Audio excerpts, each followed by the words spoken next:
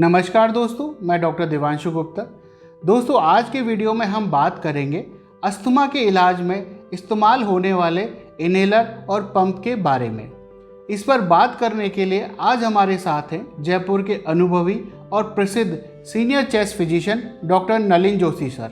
Doctor Nalin sir हमें बताएंगे asthma के इनहेलर या पंप के क्या फ़ायदे होते हैं, इनके इस्तेमाल का क्या सही तरीका होता है, उसके अलावा इनसे जुड़ी सभी भ्रांतियों को डॉक्टर नलिन दूर करेंगे। तो चलिए शुरू करते हैं हम आज का डिस्कशन डॉक्टर नलिन सर के साथ। मैं doctor Nalin Joshi, professor pulmonary medicine, director NIMS medical college pulmonary department. आज हम बात करेंगे अस्थमा में इनहेलर के उपयोग और उनसे जुड़ी भ्रांतियों के ऊपर। चूँकि अस्थमा या दमा, इसके अंदर आमतौर पर इनहेलर डॉक्टर्स के द्वारा रिकमेंड किए जाते हैं और पेशेंट्स में उनको लेकर के काफ़ी ज़्यादा एप्रीहेंशन, काफ़ी ज़्यादा उनके दिमाग में भ्रांतियां हैं, उनके मन में कुछ इस तरह की बातें रहती हैं कि वो उसे यूज़ करना डिस्करेज करते हैं। तो आज हम इस बारे में चर्चा करेंगे व्यापक तौर पर। उसमें मिथ है कि inhalers are bad to use, once you started to use you will be addict of that. Not at all. आपको अस्थमा ठीक एक ऐसी क्रोनिक बीमारी जैसे डायबिटीज़ है, जैसे हाइपरटेंशन है, जैसे थायराइड है। अगर थायराइड की बीमारी में आपको रेगुलर मेडिसिन लेने को कहा जाता है तो क्या आप ये मानते हैं कि आप एडिक्ट हो गए हैं उस दवा के? क्या डायबिटीज़ की दवाइयों के आप एडिक्ट हैं? ठीक वैसे ही अस्थमा, जैसे डायबिटीज़ में इंसुलिन मेन रोल प्ले करता है, शुगर को कम करने का कंट्रोल ख़त्म हो जाता है और आपको शुगर को कंट्रोल करने की दवाइयाँ दी जाती हैं जो रेगुलर आपको हर खाने के बाद लेनी है। ठीक उसी तरीके से अस्थमा में आपको एक निश्चित मात्रा में ये इनहेलर के द्वारा हम कॉर्टिकोस्टेरॉइड्स देते हैं, इनहेल्ड कॉर्टिकोस्टेरॉइड्स, तो वो आपको लेने ज़रूरी होते हैं। इसके लिए जीना नाम की एक संस्था है जो वर्ल्ड लेवल पे रिकमेंडेशंस देती है पूरे विश्व के स्तर पर। यानी विभिन्न प्रकार की जो प्रजातियां हैं मानव की, अलग अलग रेस हैं, अलग अलग जियोग्राफिकल डिस्ट्रीब्यूशन है, उन सब में किस तरह से मेडिसिन और ट्रीटमेंट करना चाहिए अस्थमा का, उनका रिकमेंडेशन है कि आपको स्टेरॉइड इनहेल्ड लेना ही चाहिए और इससे कोई एडिक्शन नहीं होता। ये बात मैं स्पष्ट तौर पर कहना चाहता हूँ।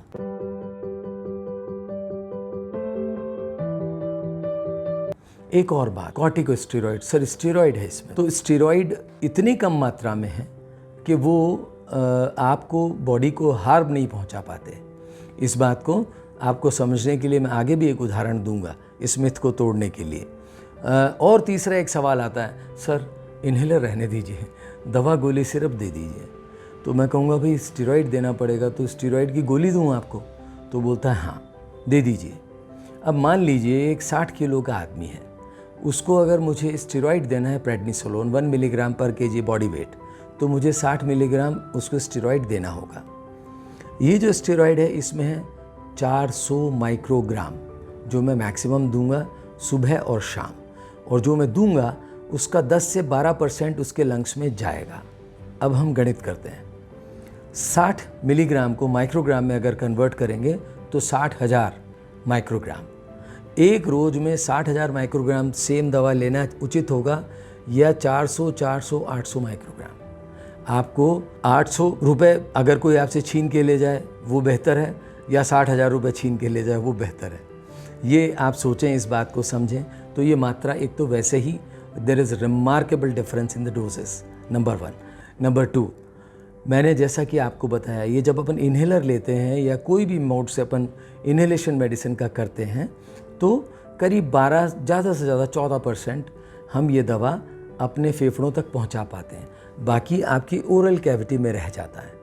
तो वो मेडिसिन आपको गई नहीं। यानी 400 माइक्रोग्राम का 10 से 15% अगर अपन हिसाब लगाएं तो करीब करीब हो गया 60 माइक्रोग्राम। तो 60,000 से 60 माइक्रोग्राम, इतना बड़ा परिवर्तन है दोनों के अंदर डोजेज में। इसलिए इनहेलर लेना उपयुक्त है, अच्छा है, ज़रूरी है। फिर वो बात करते हैं सर इनहेलर के साइड इफ़ेक्ट। तो जो डोजेज मैंने आपको बताई उसके मुकाबिल इसमें डोजेज बहुत कम है, साइड इफ़ेक्ट वैसे ही कम हो जाते हैं।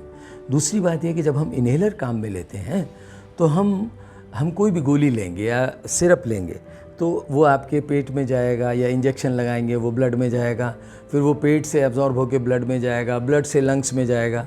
ये टारगेटेड डिलीवरी करता है। आपने इसको खोला, इसको मुंह से लगाया, इसको जैसी डोज को लोड करके खींचा, ये सीधा लंग्स के अंदर चला गया आपके। और ये चूंकि टारगेटेड डिलीवरी करता है, तो एक तो मेडिसिन का टाइम जो होता है वो तुरंत काम करती है, नंबर 1। नंबर 2, कम मात्रा में मेडिसिन चाहिए होती है। और नंबर 3, ये जो काम करता है आपका इन्हेलर वहाँ, वो सिर्फ लोकल ही काम करता है, उसके सिस्टमिक साइड इफ़ेक्ट नहीं होते।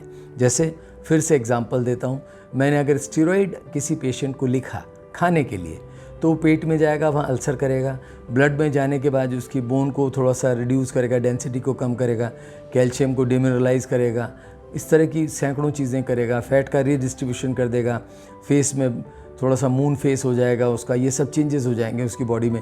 इवन एड्रेनलिन ग्रंथि को प्रभावित करेगा वो, जबकि यहाँ वो सिर्फ लंग्स पे जाएगा, लंग्स पे काम करेगा, तुरंत पहुँचेगा, तुरंत काम करेगा। इसलिए inhalation therapy is always better.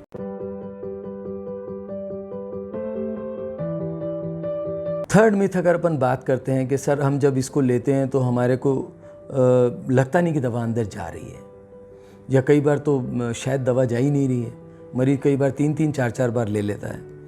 ये जो मेडिसिन्स अपन देते हैं इन्हेलेशन के ज़रिए, ये बिल्कुल साइंटिफिक तरीके से बनाई हुई मेडिकेशंस हैं, और इनको लेने का तरीका अगर अपन ठीक से समझते हैं डॉक्टर से, तो हम इनको अच्छे तरह से ले सकते हैं। चूँकि ये एरोसोल है, एरोसोल यानी जैसे आप परफ्यूम डालते हैं रूम में, स्प्रे डालते हैं, तो आपको दिखता नहीं है वो कहाँ घूम रहा है, पर पूरे कमरे में उस स्प्रे का अनुभव आप कर सकते हैं। वैसे ही जब ये स्प्रे अपन करते हैं तो वो चूँकि एरोसोल बन जाता है, और वो श्वास के अंदर वैसे ही चला जाता है जैसे नॉर्मल श्वास जाती है। इसलिए इसमें ज़्यादा आपको परेशान होने की ज़रूरत नहीं है। डोजेज़ जो इसमें लोडेड हैं वो जाती हैं, और फिर भी अगर शक हो, शुबह हो, तो आप अपने डॉक्टर के साथ, अपने फार्मासिस्ट के साथ चेक कर सकते हैं।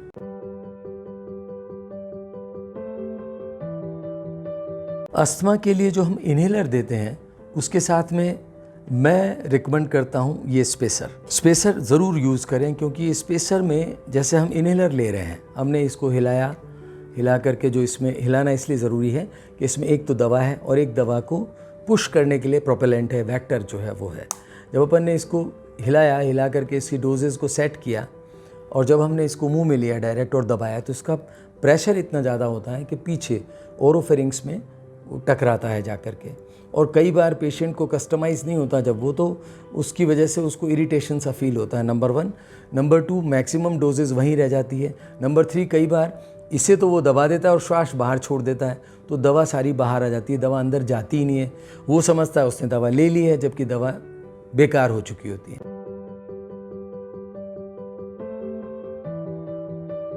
अब अगर हम इसके ज़रिए ये करते हैं, तो हम इसको इसमें फिट कर देते हैं, और ये जो अपन स्प्रे करते हैं वो इसमें रहता है। ये माउथ पीस है, इसमें आप नॉर्मल इसको मुंह में लीजिए, और नाक की बजाय मुंह से सांस लेकर के अंदर थोड़ी देर रोकिए और फिर छोड़ दीजिए। इसकी वजह से जो एरोसोल बनेगा वो यहाँ इस स्पेस के अंदर ही कैद रहेगा।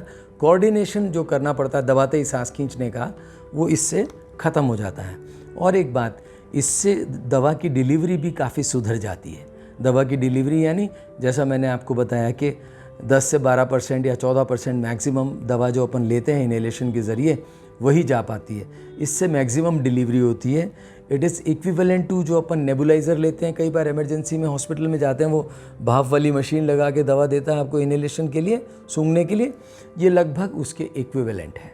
तो it is a very good mode of this. अगर हम ये काम में नहीं लेते हैं तो हमारे पास कई और प्रकार के साधन भी हैं जिनको हम काम में ले सकते हैं, जैसे कि ये भी इन्हेलर का एक तरीका है। ड्राई पाउडर इन्हेलेशन के अंदर अगर अपन बात करें तो इस तरह के इन्हेलर भी अपन काम में ले सकते हैं। इसमें अपन इनको खोलेंगे, खोलने के बाद इसमें कैप्सूल डालते हैं, यहाँ कैप्सूल डालते हैं, कैप्सूल डाल के इसे बंद करेंगे, इसे पंक्चर करेंगे और फिर ऐसे खींच लेंगे।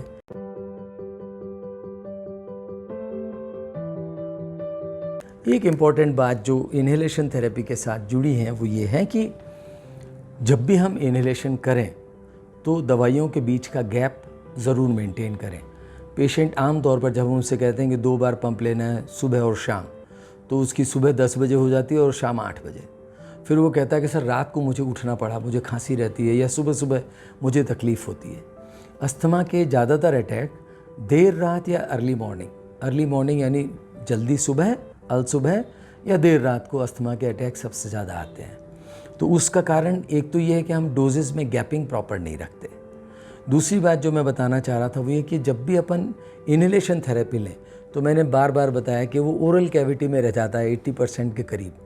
तो आप अच्छे से पानी, नॉर्मल टैप वाटर से पानी लें और कुल्ले करें, गरारे करके थूकें, ऐसे कुल्ले करके अच्छे से थूकें। Rinsing of mouth after taking inhalation therapy is must.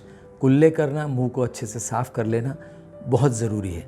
और सुबह उठने के साथ ही ले लें 6, 7, 8 बजे, और उसके बाद आप अपना नित्य कर्म करते हैं, ब्रश वगैरह करते हैं, तो जो एक्स्ट्रा आपके ओरल कैविटी में डिपॉजिट है वो अपने आप क्लीन हो जाएगा। और इसी प्रकार रात को भोजन से पहले कर लें एम्प्टी स्टमक, आपके एफर्ट्स अच्छे होते हैं। और गैपिंग जब वो 2 बार बोला जाए तो करीब 12 से 14 घंटे का गैप आपको रखना चाहिए। तो ये थे डॉक्टर नलिन सर, जिन्होंने हमें बताया कि अस्थमा के इनहेलर और पंप के क्या फ़ायदे होते हैं, इनके इस्तेमाल का क्या सही तरीका होता है, और उन्होंने इनसे जुड़ी हुई सभी भ्रांतियों को दूर किया। इसके अलावा हेल्थ और मेडिकल से related useful, authentic, reliable information के लिए कृपया हमारा यूट्यूब चैनल डायडॉक हेल्थ सब्सक्राइब करें। स्वस्थ रहें, सुरक्षित रहें। धन्यवाद।